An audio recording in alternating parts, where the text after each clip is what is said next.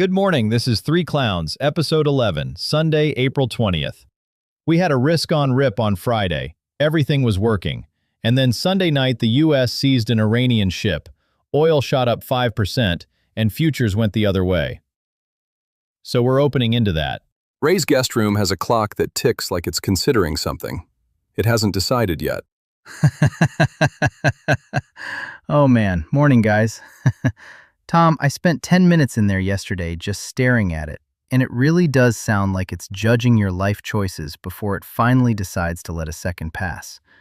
It's good to be here. I like a clock that takes a moment. Means it's seen enough. Yesterday I sat in a waiting room with one that ticked confidently every second, which felt dishonest. The dishonest confidence of a waiting room clock is such a vibe, Tom. It's just lying to your face while you're stuck in a lobby from 1994. We should probably actually look at what the real time is doing before the bell rings. So here's what we're sitting with. Friday looked like a real shift, right? Broad risk on, small caps up over 2%, energy just getting obliterated, gold holding up. And then Sunday night, the administration seized an Iranian ship. Oil rallies 5% pre-market, and suddenly futures are red across the board. The tension is simple. Was Friday the actual turn, or are we about to get tested on whether any of that actually sticks? We're opening into it in a couple hours, and the market's going to have to choose. Does geopolitical risk matter more than whatever was working Friday, or is it just noise? And look, I'm not going to spike the football here, but the QQ's call and the 10-year ban both printed, so Tom and Ray, I'm feeling awfully smart for someone who's about to watch this thing potentially get torn apart. Beyond that, we've got crypto catching a real bid Friday. Bitcoin, Coinbase, MicroStrategy all moving. And Schwab just threw direct crypto trading into the mix, which is its own thing. AMC got silly on squeeze dynamics, we'll probably touch that. And in the back half, we're looking at some nasty private credit pressure in Asia, the Philippines doing weird stuff with FX hedges on their banks, and CNBC flagged that low-vol ETFs might not be the safety blanket everyone thinks they are when things actually break. The funny bit is tech isn't actually breaking. It's just slightly offended. Nvidia down 1% pre, while oil's up 5%. That's not rotation. That's two different belief systems waking up and checking if the other one still exists. Friday felt a bit mechanical to me. OPEX, positioning, everyone leaning the same way and then getting squeezed into buying the same stuff at once. But the breadth was real, which is the annoying part. And now you've got oil basically saying, inputs just got more expensive, while AI is still priced like inputs don't matter, which is fine if productivity outruns physics. Forever. Tom, productivity outrunning physics is the absolute peak of the bull case, isn't it? But look at the 10-year sitting at 4.246%. Oil is ripping 5% because of that ship seizure, but the yield is actually down from Friday. Usually, higher oil means higher inflation and higher yields, but the market is buying bonds instead, which tells you it's more afraid of a growth shock than it is of a hot CPI print. If Iran can really keep this going for months, we're looking at a persistent supply hit that basically dumps fresh oxygen into the inflation basement just as the consumer is starting to wobble. It's the stagflation trap. The Fed can't cut to save growth if energy is pinning inflation to the ceiling, and that's a very dark corner to be backed into. Right, so oil's up, yields are down, that's the real story. The market's pricing a growth hit, not inflation. Let's actually walk through what moved first and what followed, because the sequence matters here.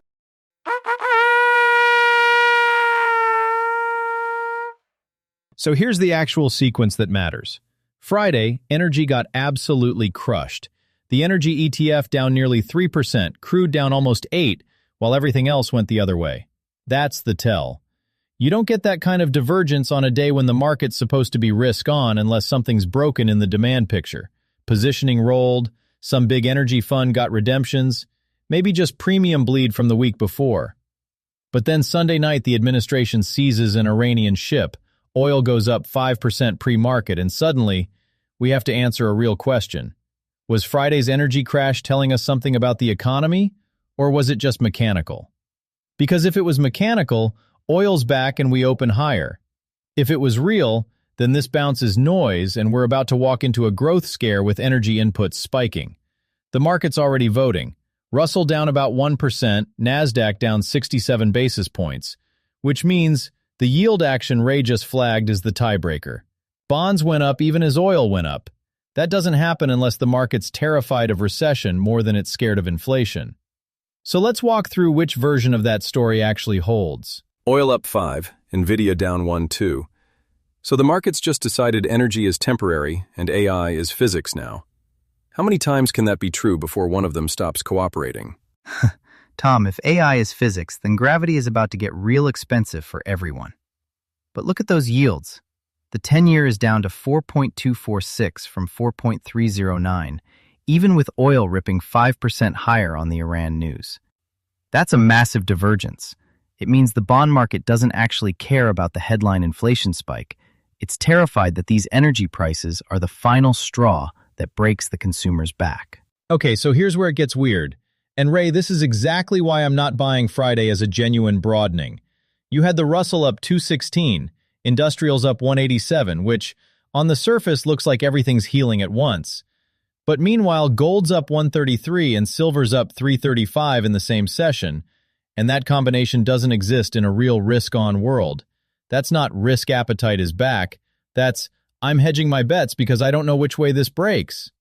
You get breadth and a safety bid together only when you've got two different parts of the market pricing two different endings, which means Friday probably wasn't a turn, it was OPEX rolling, some systematic rebalancing, maybe a short squeeze in the small caps that looked broader than it actually was.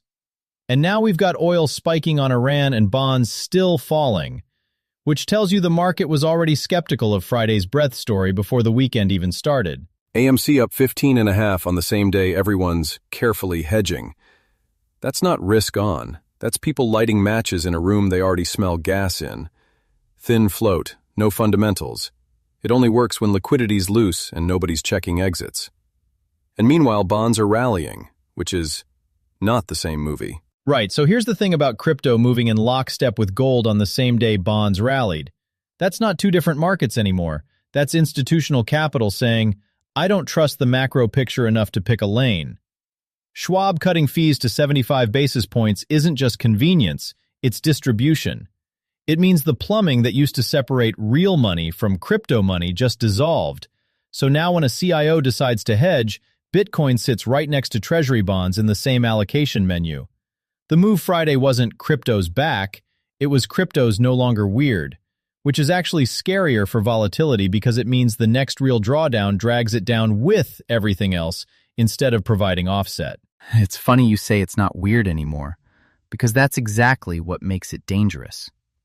When Schwab drops those fees, they aren't just making it cheaper.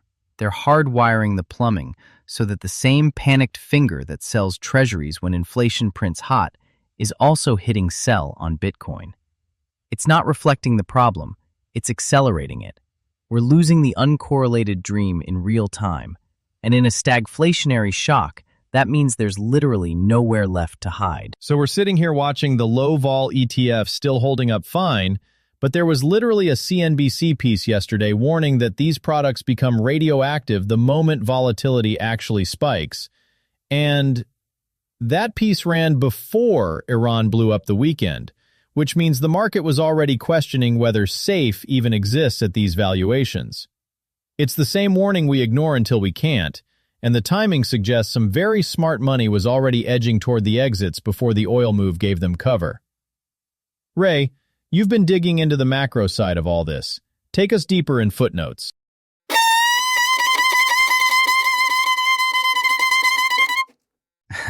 I was reading that Johns Hopkins report yesterday, and it really sits heavy, because the analyst isn't talking about a flare-up. They're saying Iran can actually sustain this for months.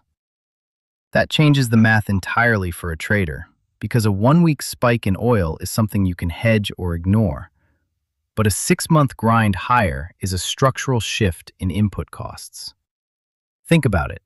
If energy stays up, the Fed is completely boxed in.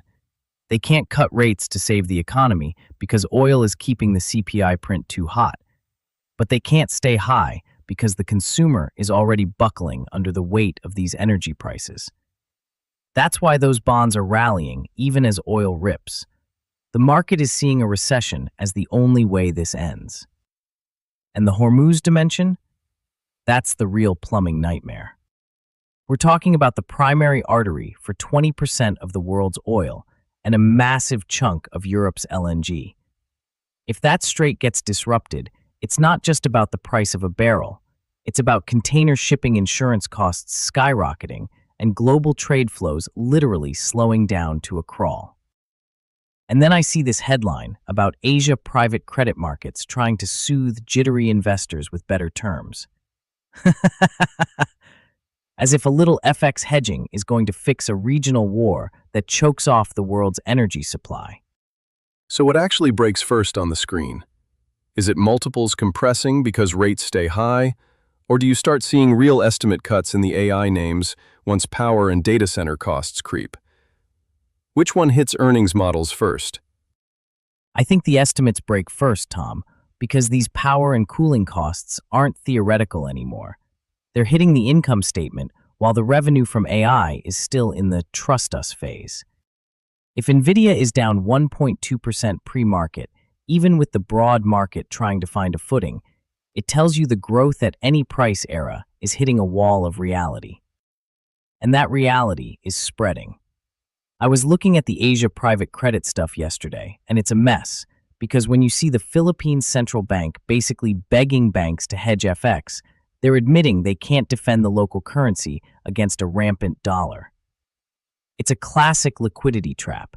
Investors in Asia are seeing their returns eroded by the exchange rate before they even look at the credit risk, which is why those private credit funds are scrambling to change terms just to keep people from pulling their hair out.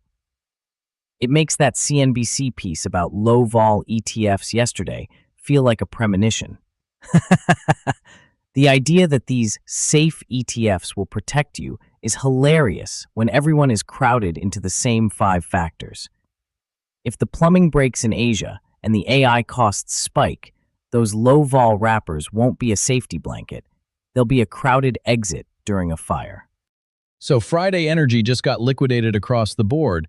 Was that positioning unwind, or did the market actually reprice the structural risk and then Sunday just confirmed it was right to be scared? Well, Alex, Friday was really that classic OPEX bleed where everyone is just washing out premium and unwinding positions before the weekend. But Sunday's seizure turns that mechanical move into a genuine structural supply shock. And that's a dangerous combination because you're losing liquidity and physical barrels at the exact same time. It's why the tape looks so heavy this morning. And speaking of things getting heavy, Tom, I know you've been digging into the tech infrastructure side of this for Nerd Corner. What's the actual cost of keeping the lights on in a data center when the grid is this stressed?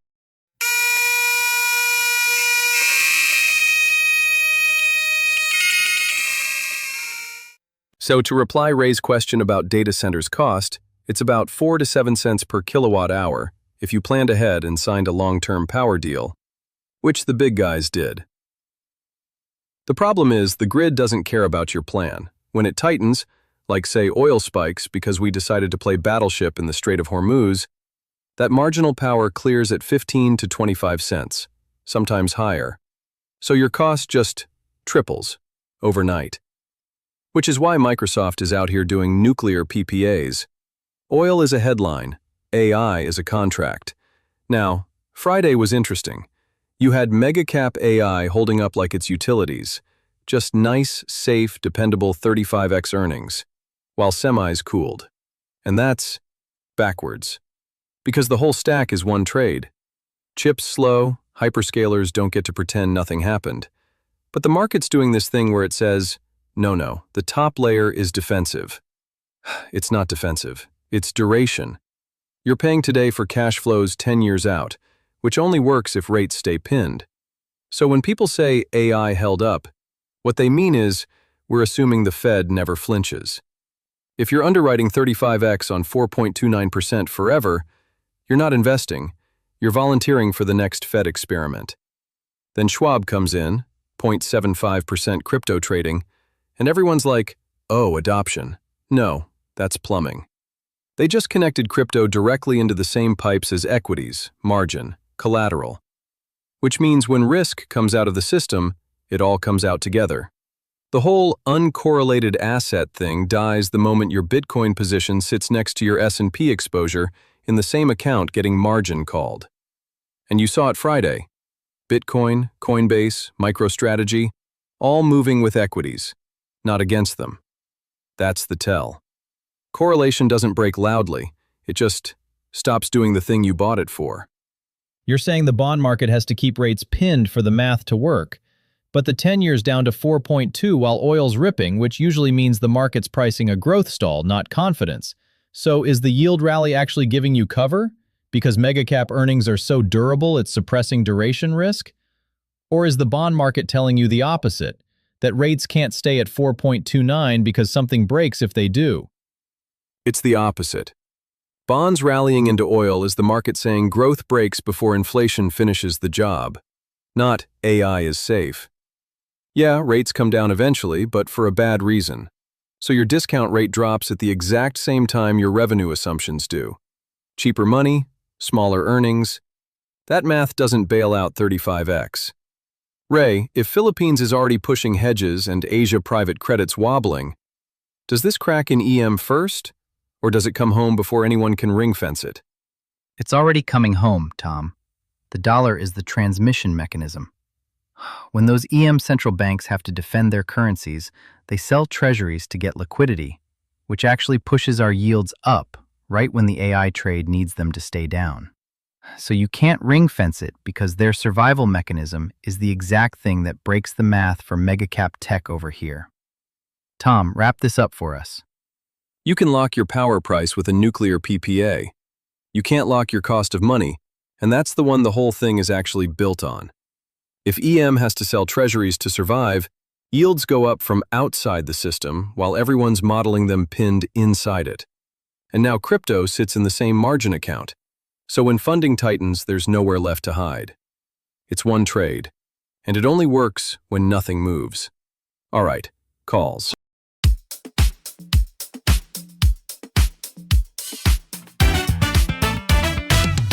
All right, scoreboard time. And yes, we should be embarrassed. I'm 2 right, 6 wrong. Tom, 1 right, 7 wrong. Ray, you're at 0 and 6, which is actually impressive in a statistical sense. We are collectively a reverse indicator with microphones. But here's the thing that changes today. This is our first daily format episode, so these calls expire at the close today, not next week. The margin for error just went from a full week to about 7 hours. My call. The QQQs close below 645. Oil's ripping on Iran, growth bonds are screaming, and on day 1 of geopolitical escalation, people don't buy the dip. They sell what's correlated to slowdown. Tech gets squeezed harder than energy gains. Reverse indicator with microphones. We've basically monetized being wrong in real time. It's honest work. My call. Nvidia closes red and worse than the QQQs. Duration gets punished when rates back up, and energy's attacks on everything they're selling. If bonds are pricing a slowdown, you don't pay 30-something times for perfection. You sell it first. Monetizing being wrong, Tom. That's going to be the title of my memoir.